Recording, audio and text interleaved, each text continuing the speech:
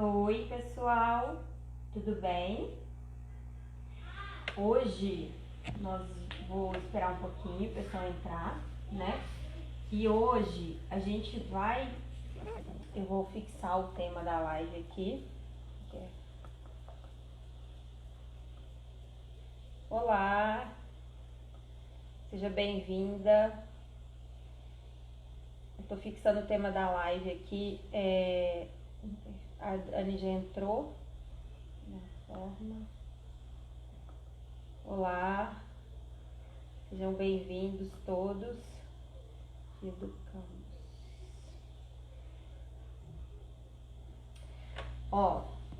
Então, pessoal, sejam todos muito bem-vindos. Eu sou a Carol Miranda, né? Sou do perfil Conecta Pais e Filhos. E eu sou educadora parental, sou especialista em educação e parentalidade positiva, sou hipnoterapeuta e também sou Master em PNL, Programação Neurolinguística. Hoje eu vou conversar com a Dani sobre como a nossa criança ferida, né? A criança que a gente foi um dia, interfere na forma que nós educamos os nossos filhos hoje. Então esse é um tema que eu acho super importante, porque muitas vezes a gente não sabe por que a gente se comporta da forma que a gente se comporta, né? Então eu vou chamar a Dani aqui, que já tá aqui. Enviar. Ela é especialista nesse assunto. Ela é muito boa nesse assunto. Ela traz muito isso no perfil dela. Olá, Oi, tudo bem? tudo bem? Tudo bem, Tudo Carol? ótimo. Tudo bem Gente, também. a Dani está diretamente da Espanha. Nós Isso. estamos muito chiques aqui, né, Dani? Mas eu sou de Niterói. Eu sou de BH, mas eu sou quase Eu de morei em carioca já. BH antes de voltar pra cá. Três Aí, tá anos. vendo? Então, Meu quem terceiro, sabe eu vou pra Espanha um dia. meu terceiro filho é de BH. Amei morar em BH, muito bom. E os dois são cariocas, né? E o Não, meu próximo primeiro é vai ser. espanhol. Meu primeiro é espanhol.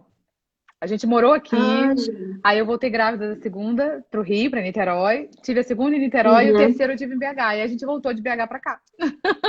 Esse, cada um num canto. Sim, sim, sim. Então, seja bem-vinda. Eu queria muito te Obrigada. agradecer por você estar aqui comigo hoje. Obrigada pelo Veio convite. trazer esse tema. Esse tema que eu acho que é assim muito importante, porque às vezes os pais eles querem muitas ferramentas do que fazer, né? O tempo inteiro assim, o que que eu faço, o que que eu faço, como eu faço, mas não conseguem perceber o que está por trás disso, por que que não consegue aplicar só a ferramenta, porque não é Sim. simplesmente aplicar a ferramenta, né, Dani? Não. Tem muita coisa aí para ser vista. Então eu queria te agradecer por ter aceito o convite e queria que você se apresentasse, falasse um pouquinho do seu trabalho para as pessoas que estão aqui te conheçam também, tá bom? Beleza. Bom, em primeiro lugar, queria te agradecer, Carol, pelo convite, de verdade,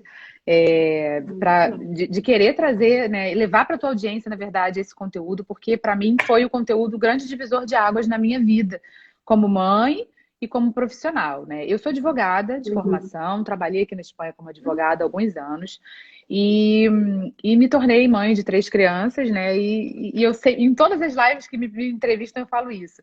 Eu realmente vi que alguma coisa estava errada quando eu vi que eu me tornei uma mãe de quem eu não gostaria de ser filha, sabe? Eu era uma mãe muito autoritária, uma mãe, não era nem de bater, mas eu era, as coisas tinham que ser do meu jeito. Existia um autoritarismo muito, Controladora, né? muito controladora, as coisas tinham que ser do meu jeito, no horário, do jeito que eu queria, da forma que eu queria, e não tinha um espaço, uma margem para os meus filhos debaterem comigo. Era não e acabou. Né? E aí eu comecei a Uhum. ver, eu não conhecia a disciplina positiva, né, naquela época, e aí eu comecei a procurar mais informação, e aí eu cheguei até a disciplina positiva. Eu me certifiquei como educadora parental aqui em Madrid, né, eu moro em Madrid, e realmente para mim foi um portal que se abriu para eu ver que realmente existia uma nova forma de educar, né? Falei, beleza, então a Uhum. gente pode educar de uma outra maneira. Eu acho a disciplina positiva muito válida para quando a gente está saindo de um padrão tão autoritário ou permissivo, né? Sim. Só que chegou um momento em que eu falei que aquilo não se sustentava. Eu percebi que aquilo não se sustentava sozinho. Eu falei, não dá para ser só ferramenta, porque a disciplina positiva convida a gente a fazer um mergulho interior, mas ela não aprofunda nisso, né? E foi aí que eu me Sim. deparei com o tema da criança interior ferida. Na verdade, eu sempre falo também que meu marido foi quem me apresentou esse tema, né? E botou um livro de criança interior na minha frente. Eu nunca tinha ouvido falar no tema. Eu falei, o que que é isso? Uhum. Ele falou, acho que você devia dar uma olhada. Eu falei, eu? Por quê? Eu não tenho criança ferida? Que história é essa, sabe? Assim, eu tava muito na negação ainda, né? Minha criança, Eu e criança imagina, sou ferida. ótima. Exato. E aí é engraçado, né? Que a gente fica muito naquela autossabotagem. A gente lê, identifica um monte de coisa nos outros, né? Então, projeção de sombra o tempo Sim. inteiro. Tipo, eu ver, ah, você precisa ver isso. Aí eu tirava foto, mandava para as pessoas, mandava para minha mãe, mandava para sei lá quem. E até o dia que eu falei assim, mas peraí, Daniela, o que adianta você tá mandando para todo mundo e você não faz o seu próprio processo? E eu comecei a olhar para mim. Sim. E foi quando eu comecei deixa eu ver aqui um exercício, deixa eu fazer, porque eu pulava os exercícios, né? Eu queria só o conteúdo. E quando eu entrei a fundo, a coisa, o buraco era mais embaixo. Eu comecei a ver que tinha muita coisa para sair dali. E gosto sempre de deixar claro, tá? Uhum. Para eu ter uma criança ferida, não precisa ter tido uma infância traumática. Não, longe disso, né? É importante, Uhum. basta que a gente precisasse disso e a gente tenha recebido isso. Fica uma distância entre as duas coisas. Um, um tem até recebido, mas tem interpretado de uma forma diferente, Sim, né? a Na nossa. verdade, é a interpretação que a criança Sim, tem, sim, né?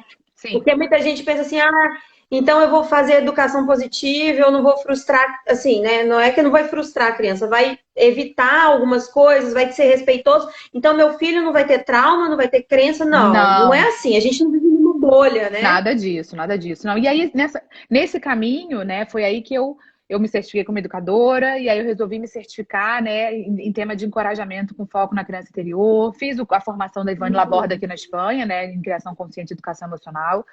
E nisso, nessa jornada, eu montei o meu programa online, que é o programa Reaprendendo a Educar, e eu faço atendimentos online totalmente direcionados para a infância desses adultos, não necessariamente pais, tá?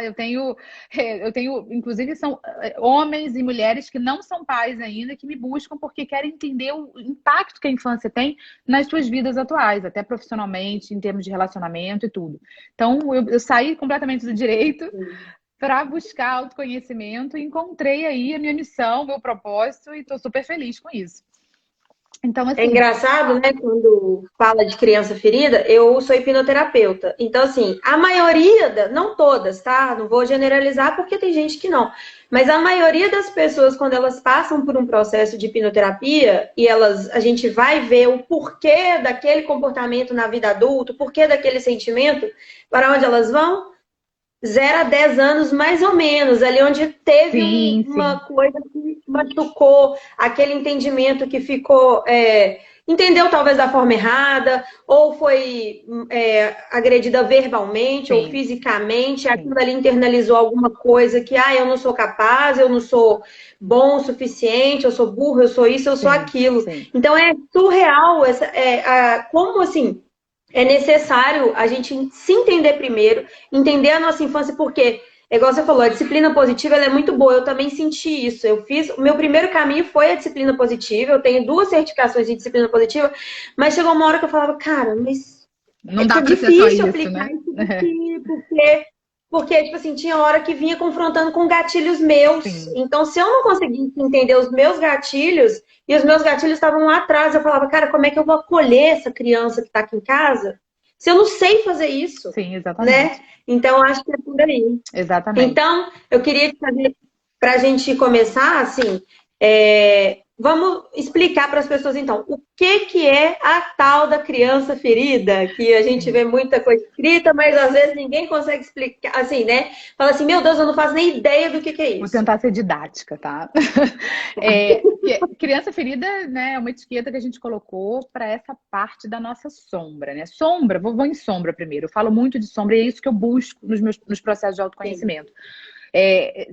Tudo isso que a gente rejeita na nossa personalidade, na nossa vida, eventos do passado, características mesmo nossas que a gente até vê nas outras pessoas, nos incomodam e por que nos incomodam que salta o alerta assim, peraí, por que isso me incomoda? Isso diz mais de mim do que da outra pessoa, né? E a criança interior ferida, né, é esse conjunto de experiências dolorosas da infância que a gente joga para debaixo do tapete, né, joga para a sombra, para não ter que conviver Uhum. com isso e fica tão debaixo do tapete que muita gente diz: eu nem me lembro da minha infância.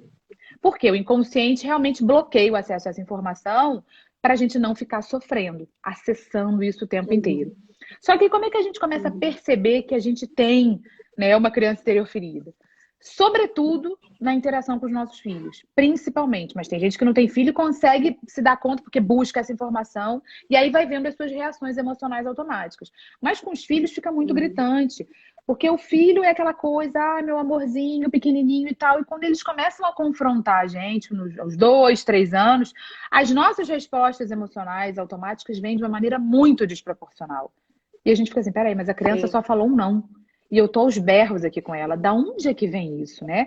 E é nesse processo que você começa a entender que criança que você foi, como você foi tratada, né? Você falou que normalmente nos processos de hipnoterapia, até os 10 anos, esse primeiro setênio, os primeiros 7 anos, são justamente quando a gente assenta, né, as nossas principais crenças, as decisões que a gente toma a nosso respeito. Então, crianças são ótimas observadoras e péssimas intérpretes. Elas interpretam tudo do jeito delas, com a pouca vivência que elas têm, né? Então, elas podem sim chegar a uma conclusão equivocada de que elas não são boas o suficiente para nada. Porque os pais, ao invés de estarem reconhecendo o que elas fazem de bom, estão sempre criticando, mas de repente esses pais estão criticando porque eles querem que essa criança seja ainda melhor do que ela é, mas para ela aquilo é tipo, cara, eu nunca acerto, nunca tá bom. Eu tiro 9,5 e não é bom. Então eu não sou boa, sabe? E aquela criança, apesar de ser uma excelente aluna, uma criança super comportada, super obediente, ela interiorizou aquela ideia de que ela não serve. Ela nem devia estar aqui muitas vezes. Então, e essa ideia que ela leva a seu respeito, ela leva para a vida. Ela leva para a vida adulta. Sim. E isso lá na frente vai impactar muito nas relações interpessoais que ela tiver, a relação a dois, com amigos, no profissional. Então, desconstruir essas ideias é o grande trabalho que a gente faz no autoconhecimento. Entender que aquilo foi uma interpretação que você fez daquela vivência e que não necessariamente foi a realidade, né? Além disso, a gente traz ideias da nossa infância super torcidas e equivocadas, porque a gente ouve muita coisa, né, na nossa infância. O que é nomeado é o que fica pra gente, né? Então, às vezes, o que é nomeado não o que a gente está vivendo, mas o que a nossa mãe ou nosso pai estão sentindo naquela situação. Então, você é muito chato, você está sempre pedindo, não me deixa em paz. E aí, assim, a gente cresce com a ideia de que a gente era chata, a gente estava sempre pedindo, a gente não deixava eles em paz. Só que ninguém nomeou a solidão que a gente estava sentindo, né? A angústia que a gente poderia estar sentindo, né? Porque o que foi nomeado... A palavra organiza o pensamento. Então, eu lembro da infância de, tipo, cara, eu era muito chato. Minha mãe me castigava porque, cara, eu merecia. E aí a gente legitima essa violência, porque foi isso que foi nomeado e é isso que a gente conhece, mas não foi o que a gente viveu. Não foram os sentimentos que brotaram naquela época, ficaram guardados, não foram nomeados, não puderam ser acolhidos, né? Não tinha espaço para isso, a gente reprimiu. E agora, interagindo com os nossos filhos, vem tudo igual um tsunami, né? E atropela todo mundo. Então, para isso que a gente tem que olhar. E aí é super difícil, né? E aí é super difícil a gente falar assim, buscar, não, eu preciso de ferramenta, tá, mas você não consegue aplicar porque você não consegue olhar para você, né? É o famoso, você falou assim, quando a criança começa a falar não, um não da criança, uma coisa que a criança fala que a gente não gosta, a gente chega assim, vai de 0 a 1000, né? Assim, num estresse absurdo que você fala, meu Deus, o que é isso? Por que eu tô assim? É o famoso amor condicional, né? Eu só amo minha criança quando ela tá sendo boa. Exatamente. Então a gente tem, né? Não, é amor incondicional, porém, quando a criança fala um não ou faz uma coisa errada, ele é condicional. Não, eu só te amo quando você é bonzinho. Exatamente. Eu só te amo quando você é legal. Quando você não é, eu vou e te puno, eu te bato, eu grito, eu me estresso, e assim, e não é culpar ninguém, né, Dani? É importante a gente falar que a gente não é gerar culpa, não é culpar os nossos pais, não é a gente se culpar, não é trazer culpa para ninguém. É simplesmente tentar se entender, voltar para dentro mesmo, e pensar, cara, por que eu ajo dessa forma que eu ajo com meu filho? Porque às vezes o que pra mim, Carol, meus filhos fazem é ok. E pra você, Dani, você fala, meu Deus do céu, se fosse meu filho, eu tava... Por quê? Porque o seu gatilho é diferente do meu gatilho e assim, e vice-versa, né? Então, às vezes o que é suportável pra mim, pro outro não é. Então, por isso que cada um precisa entender o que tá lá atrás, esse autoconhecimento, né? Exato. Alguém perguntou assim, e como reverte isso? Isso é um processo, não é um passo a passo nem ferramenta. Calma, calma. Vou E falar nem é de uma semana para outra, né? Porque as pessoas querem fórmulas para amanhã, né? Exatamente. Uma coisa que eu queria falar do que você está falando, né? Essas reações emocionais. Por que um não do meu filho simplesmente me desata essa ira? Aí eu tenho que olhar para onde eu estou me conectando, com que memórias emocionais do passado eu estou me conectando quando eu ouço um não. Será que eu ouvia muito não? Será que eu era uma criança que não podia falar não? Eu era obrigada a fazer coisas contra a minha vontade, e isso é violento, não tenha dúvida, né? Quando a gente obriga uma criança a fazer uma coisa que ela não quer, seja a coisa que for, tá? Isso é violento. Isso passa pela violência, né? Então, o não do meu filho vai me conectar justamente com isso. Por isso que é importante. Aí às vezes a pessoa não lembra mesmo da infância, tá? Não lembra. Mas quando você começa a fazer esse processo de perguntar e de ir descascando essa cebola, né? Descamando ela, aí ela começa a ter insight. Ah, não, peraí, quando eu era pequena, eu era obrigada, de repente, sei lá, a cumprimentar ou dar beijo no adulto. Eu era obrigada a parar tudo que eu estava fazendo para poder tomar o meu banho. Eu era obrigada a parar a brincadeira porque minha mãe queria que eu fizesse isso. Ir obrigar, nunca ter um espaço para falar um não, para poder se posicionar, né? Fez da gente pessoas muito pouco assertivas. A gente não consegue se colocar porque a gente acha que a gente vai estar o tempo inteiro incomodando. Então, ou a gente age passivamente, né, se calando, ou a gente age agressivamente, impondo a nossa vontade. A gente não tá naquele meio termo que é a assertividade. A assertividade é você tratar o outro com educação e respeito, dizendo o teu ponto de vista. Se o outro se incomoda com o seu ponto de vista, o problema é do outro, sabe? O outro que entenda aí. Tem limite, né? A gente não sabe pôr limite nas pessoas. Exatamente. Ou põe demais. Exatamente. Então, assim, quando você começa a ter consciência disso, isso ajuda muito, né? Porque, caramba, tá, peraí. Eu era uma criança que não podia falar não, eu era uma criança que ouvia muito não, eu pedia, posso ir pra festa? Não. Posso ir brincar com as minhas amigas? Não. Eu posso ir na casa da minha amiga? Não. Ou seja, esse não tenha dúvida de que esse não gerava sentimentos e emoções na gente. De repente eu sentia muita raiva nessa hora. Por que não? Mas só que eu não tinha nem espaço para debater isso com os meus pais. Não porque eu sou a mãe. E eu disse que não. E acabou. Era uma coisa completamente arbitrária e não tinha nenhum tipo de explicação. E aquilo eu tinha que engolir aquela bola de fogo e aguentar, né? Então, claro, essa raiva que o que passou, não interfere mais, isso é mentira. Tudo isso que eu senti tá lá guardado na sombra, né? Tá lá se acumulando. Não é porque eu não manifesto um sentimento que ele desaparece. Que é muitas vezes o caminho que a gente faz, como a gente está tão acostumado a reprimir para não sofrer, para não sentir, porque sentir dói pra gente. Então a gente fala assim, não tô sentindo nada. Tá tudo bem, vamos suplantar a tristeza com alegria, sorriso, meditação. E isso não adianta. É que não funciona, sabe? A tristeza vai continuar. Exato, eu sou assim, pra que sou positiva. Vamos resolver. Não funciona. Eu estou enganando a mim mesma, porque a tristeza vai continuar e vai ter uma hora que ela vai vir com força. Né? Então, assim, essa raiva que eu senti, que eu tive que reprimir, que eu não pude manifestar, que eu não pude falar que eu estava sentindo raiva, ela tá ali. E aí, a hora que meu filho fala não pra mim, muitas vezes eu vou me conectar. Esse vai ser o gatilho. O não vai ser o gatilho para me conectar com essa memória lá do passado. E aí, aquela raiva que estava aparentemente quietinha, ela vem assim, ó, igual um tsunami. E aí vem atropelando todo mundo, né? E aí vem em cima dos filhos, vem em cima do marido, vem em cima de quem... Isso não é proporcional, né? Uma coisa é o meu filho falar não e você fala assim, não, por quê? Vamos conversar? Tá, beleza, estamos debatendo. Agora, como não? Você vai fazer o que eu quero? Que é normalmente assim. Os primeiros não dos nossos filhos, a gente sai um monstro dentro da gente. A gente fica, que isso? A gente se arrepende. Até a gente se assusta, né? Sim, a gente sente culpa. Meu Deus, eu sou um monstro, eu sou uma péssima mãe. Né? E a culpa, né, que você mencionou também, culpa é um sentimento que deveria ser jogado fora. Ele existe por uma construção, né? Existe uma construção social, né, que faz a gente sentir culpa o tempo inteiro quando a gente erra. Né? Então é muito assim, eu erro, eu devo sentir culpa e ser castigada para deixar de sentir essa culpa. Né? Isso que a gente aprendeu. A gente não... Por quê, né, Dani? Porque a gente nunca pode errar. Exato, a gente foi ensinando a perfeição.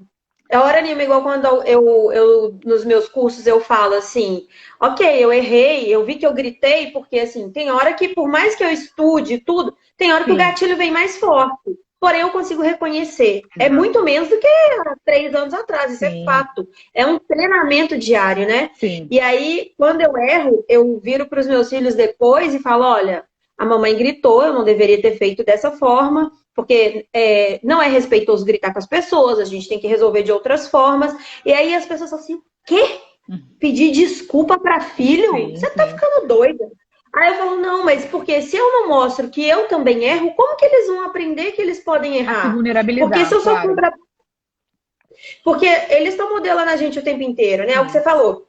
São péssimas intérpretes, mas são ótimas observadoras. Então, sim, assim, elas estão observando, modelando os nossos comportamentos, e não o que eu estou falando, né? exato, Elas estão exato. me observando. E aí, quando eu mostro que eu também erro, e que quando elas também erram, elas podem pedir desculpa, elas, cara, parece que sai um peso de dentro daquela Sem criança, dúvida. né? E de dentro da gente também, porque faz bem pra caramba quando você fala, nossa, fiz merda, mas deixa ele consertar, né? E arrumar. Isso que você falou, eu não sei aí como que é na Espanha, mas tem dados que o Brasil, ele é um dos, eu não sei se ele é o segundo ou terceiro lugar, primeiro, tá aí no pódio, assim, Uhum. entre um dos países onde tem mais pessoas ansiosas e depressivas. E aí as pessoas falam assim, minha educação deu certo. Não, meu amigo, não deu certo. Não Porque mesmo. Seu senão a gente não emocional está estava no dilacerado. mundo. Exatamente. É assim, senão a gente não precisava ficar tomando remédio para dormir. É um padrão ansioso, é depressão. E a gente não sabe de onde vem. E aí fala assim, não, mas o meu deu certo. Oi. Oi. Oi, querido, tudo bem? Que bonitinho. Simpático. Um espaço especial. Exatamente. Isso que você falou, né? A gente foi criado no modelo de busca pela perfeição. Então, realmente, no modelo que busca a perfeição, não podemos nos vulnerabilizar, não podemos errar, errar é errado, né? Quando a gente erra, a gente tem que sentir muita culpa, se sentir humilhado, se sentir horroroso, ser castigado, que a gente merece, e aí sim, pra gente nunca mais errar. Então, não tem como a gente querer, né, ou interiorizar a ideia de que a gente vai aprender com os erros. Pelo contrário, eu quero evitar o erro, que eu tenho um pavor de errar. E isso é muito ruim. E por isso essa culpa é tão introjetada, né? A gente trabalha, a gente vive numa sociedade que essa tríade é muito forte, né? Erro, culpa, castigo. Só que quando a gente começa justamente a substituir a culpa pela responsabilidade, a coisa muda de figura. Porque se cada vez que eu erro com meu filho, eu sinto uma culpa dilacerante e me afundo nessa tristeza e fico, eu errei de novo, meu Deus, eu tô me vitimizando. A vítima, ela não tem poder de ação, ela não tem como mudar as circunstâncias, então ela vai ficar paralisada. Mas a pessoa que tem responsabilidade, não. Peraí, eu errei. Mas eu posso fazer diferente. Então, o que eu posso fazer diferente? É a busca de soluções aqui. O que eu posso fazer diferente para a próxima vez eu não agir dessa forma? Isso é um processo, né? Porque eu posso tomar consciência, é o que eu sempre falo nos processos de autoconhecimento. Muito bonito a gente tomar consciência. Não adianta nada se eu não fizer nada com essa consciência, tá? Eu tenho informação, eu já entendi que ano que vem e não muda o padrão de conduta, vai ficar a mesma coisa. Eu tenho só mais consciência, vou me sentir pior porque eu não tô fazendo nada com isso, né? Tem muita gente que acha, porque tomou consciência, as coisas vão mudar sozinhas. Não vão. Não vão. Eu preciso mudar padrão de conduta. E se eu sou uma pessoa que o não é um gatilho para minha raiva vir, eu vou ter que aprender a gerenciar essa raiva. E como é que eu vou aprender a gerenciar essa raiva? Cara, eu vou ter que aumentar meu repertório, sabe? Eu vou ter que ver o que me faz ficar calma nessas horas. Deixar a raiva sair. Nunca deixe a raiva guardada de novo. Eu não estou sentindo raiva. Não, não faça isso, porque a raiva vai ficar presa ali e uma hora ela vai sair, né? Sai de perto, conversa com a criança, né? Isso é uma coisa que eu falo muito. Sempre tomando cuidado para, no momento de briga, né, com a criança, no qual você está descontrolado e a criança está descontrolada, a criança precisa de um modelo de pessoa gerenciada. Eu não gosto nem de falar hoje em dia autocontrolado, porque o autocontrole significa engessar os sentimentos, sabe? Eu não gosto muito disso. Então, assim, uma pessoa que saiba se gerenciar para ela conseguir ter um espelho para se autorregular. Se eu sou o espelho oposto, né, que eu tô ali, né, desesperada, é importante que eu comunique isso para a criança. Olha, a mamãe não tá gerenciando bem isso aqui, tá?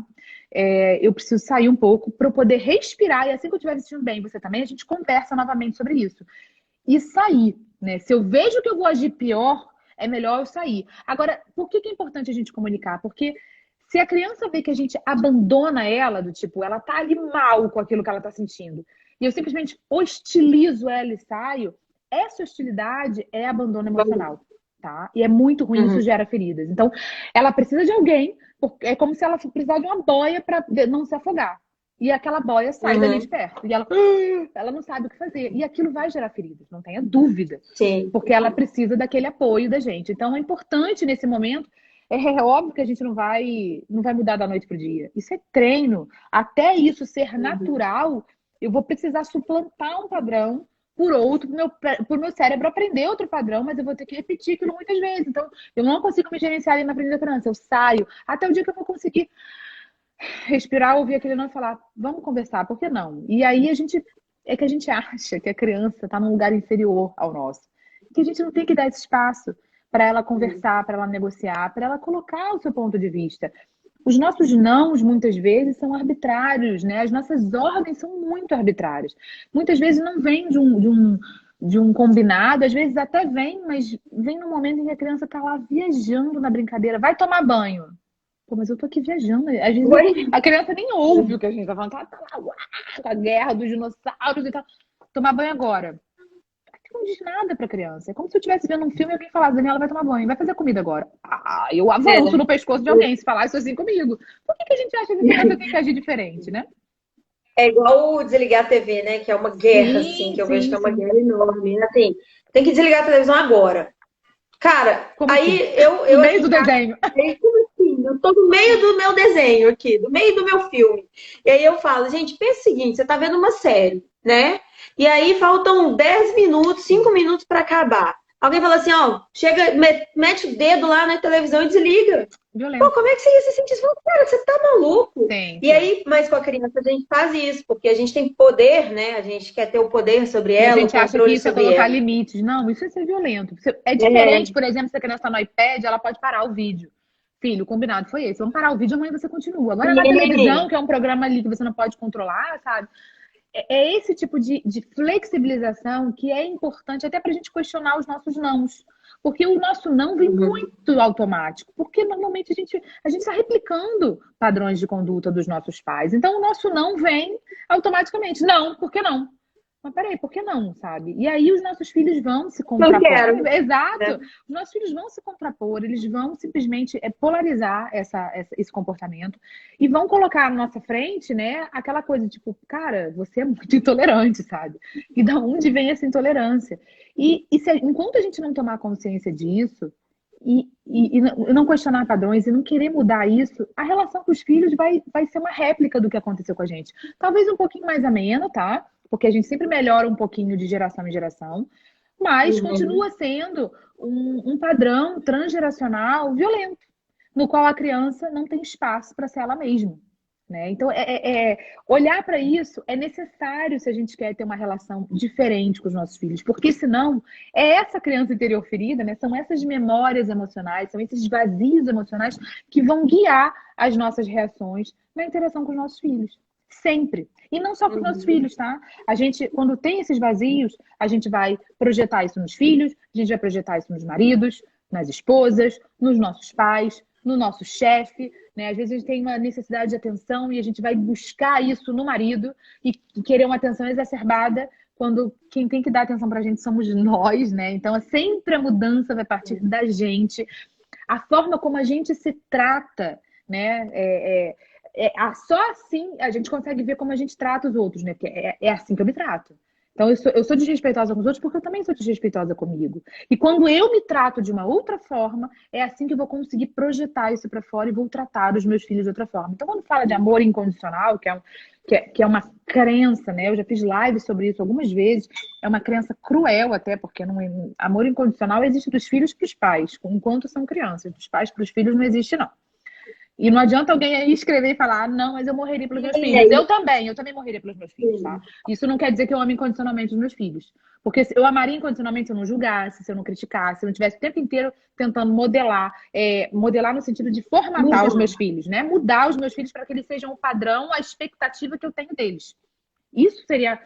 o amor incondicional seria não fazer nada disso. Só que a gente faz o tempo inteiro. A gente está o tempo inteiro mandando mensagens de que aquilo é inadequado, que ele não devia estar agindo daquela forma, que ele podia pentear o cabelo, que ele podia se vestir de outra forma, que desse jeito não tá legal. Ou seja, a criança se sente julgada o tempo inteiro. Isso não é amor incondicional. E é aquilo, né?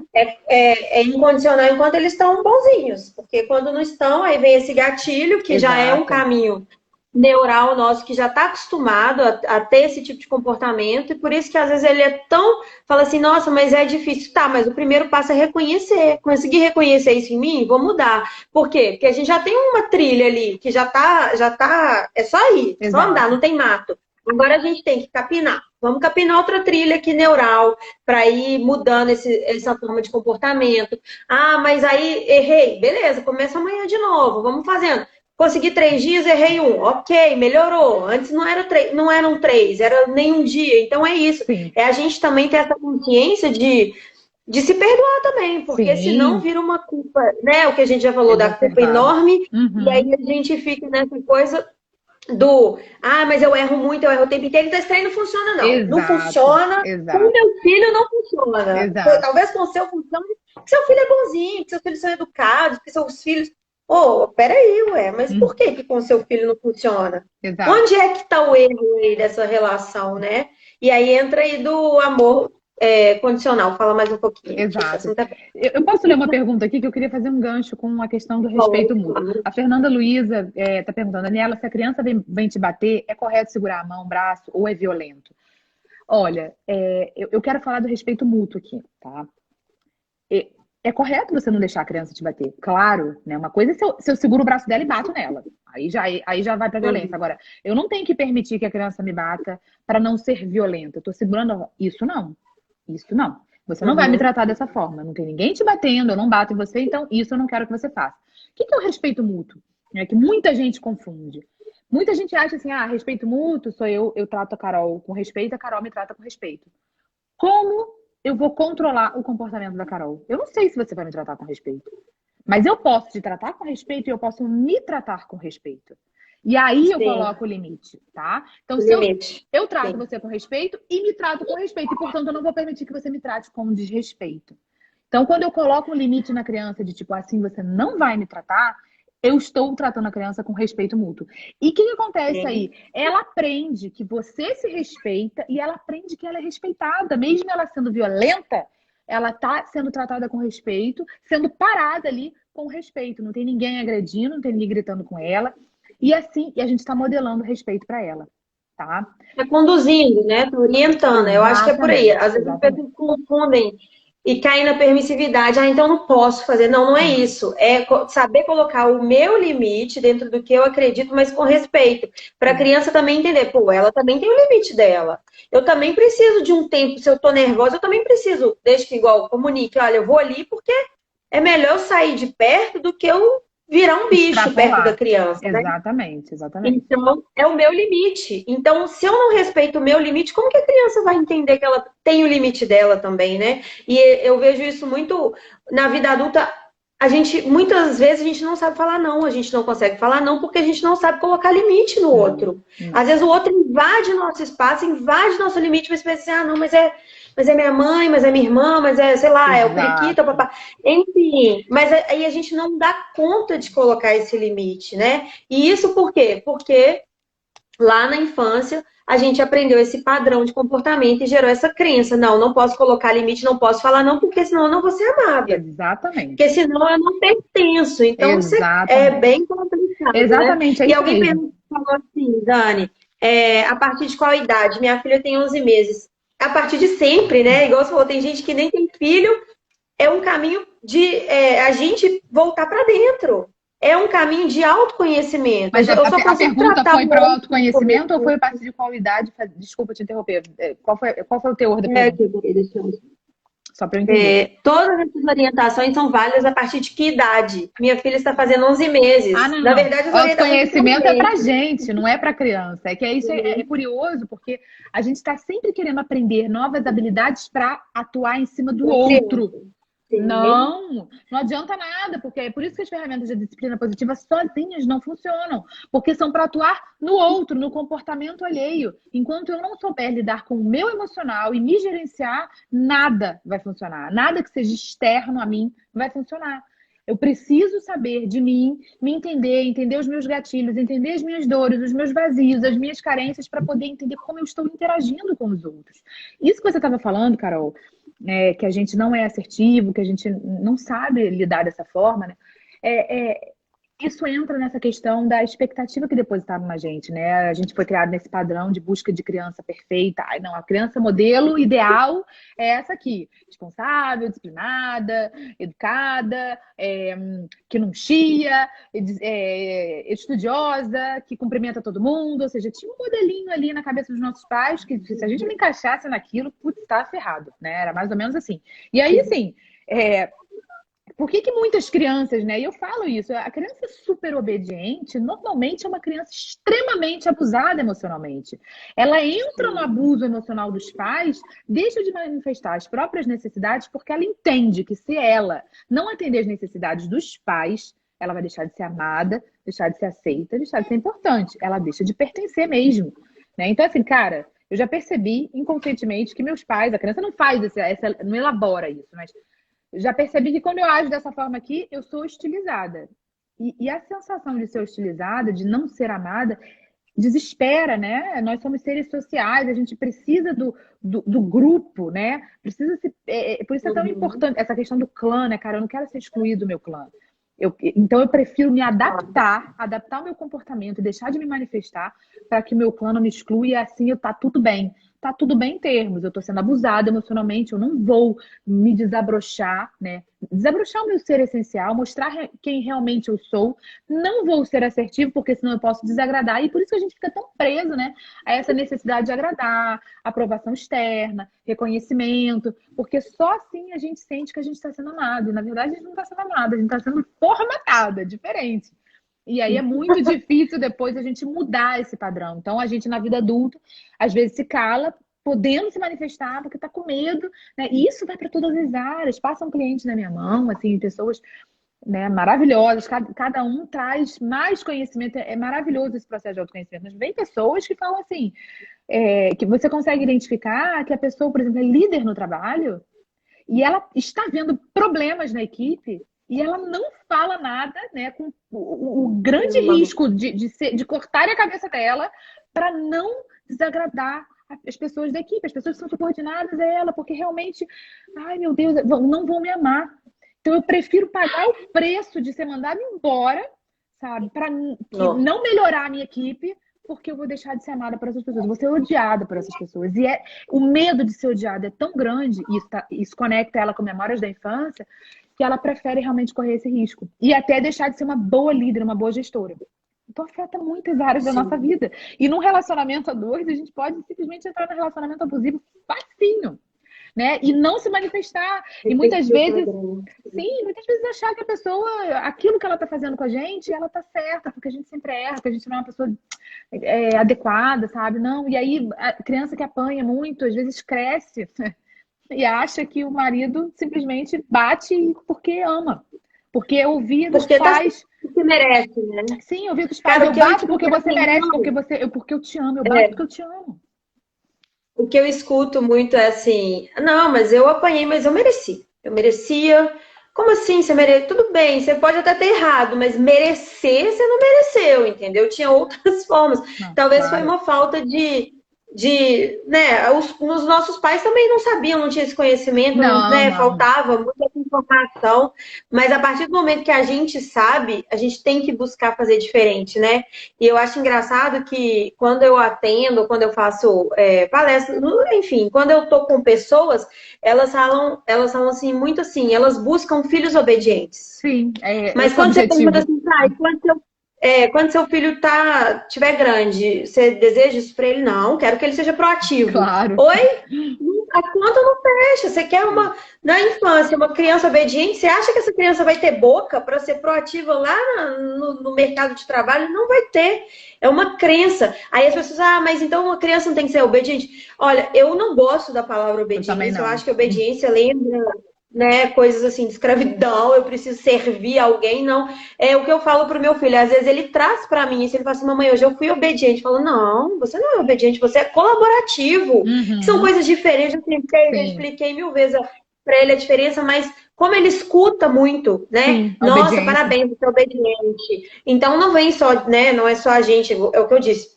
A gente não cria numa bolha e vão ter influências externas, claro, é fato, claro. Nossos filhos vão ser presos, é fato, mas é uma forma de amenizar isso, né? Sim. Então a gente precisa entender que a gente vai frustrar os filhos, sim, né? Eu queria até que você falasse um pouco sobre isso, porque às vezes a gente fala aqui um monte de coisa da criança ferida, o que que ela gera, mas e aí?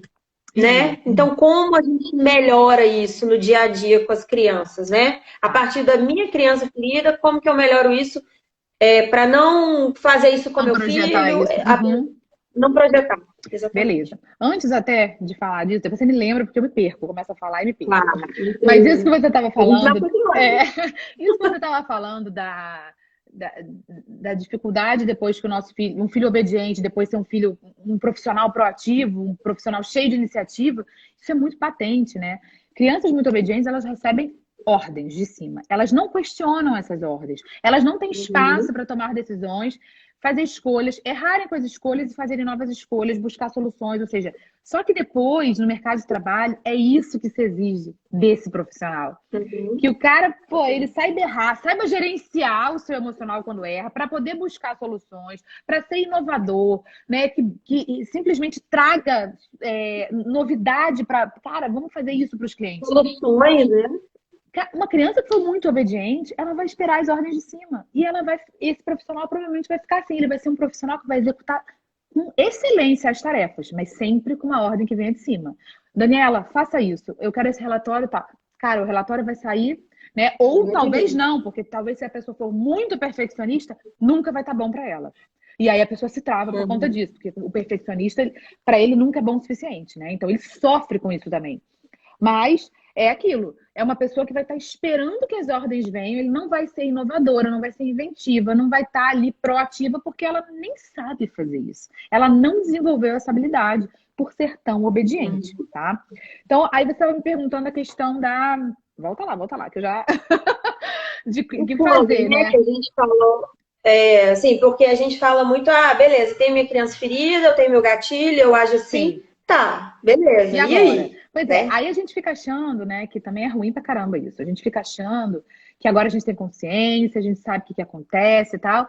E aí a gente bota um objetivo na nossa cabeça de, cara, eu não quero que meu filho sofra nada do que eu sofri na infância. Eu não vou gerar feridas no meu filho. Aí vai pro extremo oposto. Viajou, não vai acontecer isso, sabe? É impossível a gente não deixar nenhuma ferida. Sabe por quê? Porque é impossível eu atender a todas as necessidades dos meus filhos. Eu já não tô nem falando de desejos, tá? Mas tô falando de necessidade. A tempo e a hora. Porque muitas vezes as necessidades deles são legítimas, mas as minhas também são. E elas vão se chocar muitas vezes. E vai ter uma hora que eu vou ter que escolher, porque senão eu vou estar me violentando o tempo inteiro. Se eu abafo a minha necessidade, né? Que é o que eu fazia, por exemplo, na infância. Estou dando um exemplo, não necessariamente que eu fizesse, mas se eu quando criança, abafava minha necessidade para atender a necessidade dos meus pais, e agora na vida adulta eu continuo fazendo isso, eu continuo sendo violenta e desrespeitosa comigo. E vai ter uma hora que isso vai passar fatura. E aí eu vou ser desrespeitosa demais com os meus filhos, porque tudo isso que está se gerando de sentimento, nessa interação, que se acumula e uma hora vai vir assim, isso atropelando todo mundo, porque não tem como eu estar o tempo inteiro atendendo só a necessidade do outro, deixando de atender as minhas necessidades, tá? Então, realmente, eu vou deixar feridas. Vai ter uma hora que meu filho vai ter que fazer uma cuidado, coisa. Né? Claro, mas isso não quer dizer que eu tenha que deixar de comunicar. Eu posso comunicar isso para a criança. Filho, presta atenção. Nesse momento, você tem essa necessidade que é totalmente legítima, tá? Que é beleza, eu entendo, mas eu não posso atender isso agora. Porque agora eu tenho essa necessidade, eu estou incapacitada para fazer isso agora, porque eu preciso fazer isso assim, assim, assim. Então, assim que der, a gente faz, mas agora não vai dar. A criança vai se frustrar? Claro que ela vai se frustrar. É ruim se frustrar? Não. O problema é quando eu estou criando frustrações de propósito para a criança poder ver se fica resiliente. Tem muito pai que faz isso. Não. Eu vou frustrar porque meu filho tem que aprender a lidar com as frustrações. Não é assim, gente. As frustrações vão vir. Eu já ouvi. É surreal, eu já ouvi assim, não, você precisa frustrar seu filho, né? Também já ouvi então, isso. assim, ele pediu um copo d'água, espera 3 minutos para dar, porque para ele entender que não é assim na hora que ele... Oi? Você tá com sede, cara. Frustrado. Não precisa, né? A vida já frustra tanta gente, o mundo. Aí as pessoas falam, nossa, mas o mundo é tão cruel, o mundo lá fora é assim assado. Como que eu vou? Eu preciso ensinar isso pro meu filho, é dentro de casa para ele saber encarar o mundo. Como assim? Não, é justamente o Então você quer contrário. esse mundo para eles, daqui a 20 anos é esse mundo que você quer pro seu filho? Ou você quer ensinar respeito, empatia, né, amor ao próximo para ver se esse mundo melhora? Porque Exato. senão vai virar uma Não, e uma difícil, criança né? que é criada com empatia, que é criada com esse respeito, né, com esse acolhimento, validação, ela aí fora nesse mundo cruel que a gente chama, ela consegue aplicar essas habilidades para poder sair dos problemas, sabe? Ela consegue enxergar o outro de outra forma, né? Então, se vem uma criança, por exemplo, e maltrata ela, né, tenta fazer um bullying, alguma coisa assim, ela vai olhar, nossa, o que será que está acontecendo com ele para ele estar me tratando dessa forma, sabe? Por que será que ele tá tão chateado? Ele deve estar muito chateado. Deve ter acontecido alguma coisa na casa dele para ele me tratar assim. Porque eu não fiz nada com ele. Então é uma criança que consegue ver além. Não vai simplesmente criticar. Ah, não, porque ele é mau, porque ele é isso, porque ele é aquilo. Porque isso a gente ouve, esse tipo de julgamento que a criança aprende a fazer, porque ela ouve os pais fazendo, né? Então, Sim. claro que para mudar o mundo aí fora, a gente vai ter que mudar a educação em casa, para começar, porque a gente não vai ter como É interferir básico. nas instituições, nas escolas tradicionais, enfim. É Uhum. importante que a criança até saiba é, é, transitar por esses dois mundos, né? Porque em casa é uma coisa e fora é outra, mas é importante que ela esteja atenta. Filho, eu não tenho como tirar os Sim. castigos da escola. Então você sabe que se você jogar um estojo na cara do seu amigo, tu vai ser castigado, não tem jeito, sabe? Eu não tenho como interferir. Já sabe que existe uma regra que não pode bater nos amigos, sabe? Realmente você não deve bater em ninguém. Provavelmente aqui em casa você não seria castigado, mas aí fora vai ser, você vai ter que aprender a lidar com isso. Nós vivemos numa sociedade cuja base para Uhum. controlar a sociedade é a pena, é a punição, não tem jeito, né? Então, se eu furar um sinal vermelho, eu vou ser multada, não tem jeito. Porque se entendeu que o ser humano, educando ali, não ia funcionar. Então, a gente multa, né? Então, por conta da multa, porque eu tenho medo do castigo, eu não Eu transgrido não aquela sei. regra. Eu vou cumprir Uhum. porque eu não quero sofrer aquela perda, né? Mas a gente pode já gestar de outra forma esse entendimento. Cara, eu não vou passar o sinal vermelho porque eu posso atropelar alguém, sabe?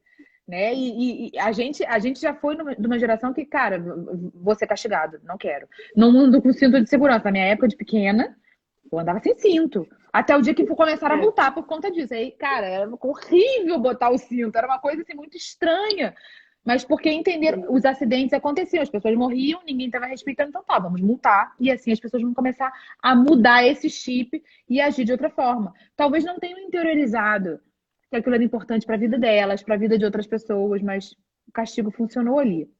Só que dentro de casa a É o gente sistema pode fazer diferente. punitivo mesmo. Sim, sistema punitivo, sim, sim. A gente cresceu nele É. e a gente acha que é isso que funciona. Isso vai funcionar imediatamente para muitas situações, mas isso não vai educar as pessoas. Por isso que eu tô falando, não necessariamente uma pessoa que não fura um sinal vermelho Sim. entendeu que não é importante não furar um sinal vermelho. Ela tá com medo da multa, de perder a carteira de habilitação, né? Ela não foi E educada. isso não ensina sobre responsabilidade, né? Ensina novamente a cumprir ordens. Então, Exatamente. eu não faço porque eu sou responsável, eu faço porque eu tenho que cumprir uma ordem, mesmo que, e aí entra o caso assim, mesmo que eu não concorde, eu sou Sim. obrigada a cumprir. E aí vem, assim, né, assunto para, Pano para enfim, manga. né? Porque não querem questionar, não, eu vou fazer porque senão eu vou perder, mesmo achando incorreto. E aí vai muito do que essa pessoa aprendeu dentro de casa, das crenças que ela formou na infância. E a gente precisa ter esse cuidado, né? Como pai, como mãe. A gente, é o que a Dani falou, a gente vai frustrar, a gente tem que saber impor os nossos limites mesmo e falar, olha, meu filho, não dá, agora é o meu momento, porque a gente, senão, na hora que a gente chegar por aqui, né, o nosso copo transbordar, a gente vai transbordar em forma de quê? De grito, de estresse, e vai causar feridas muito maiores do que talvez um limite colocado ali, olha, agora nesse momento eu não consigo te atender, né? Exatamente. Então, o que a gente quer ensinar? A gente tem que sempre pensar assim, tá, beleza, tá me frustrando, tá me desafiando, tá se comportando mal, tá saindo do meu controle, tá saindo do controle da Carol, tá, mas e aí? O que eu quero ensinar nesse momento? Eu quero ensinar que ele resolve as coisas na porrada, no grito, no estresse, ou eu quero ensinar habilidades socioemocionais, eu quero ensinar como resolver problemas.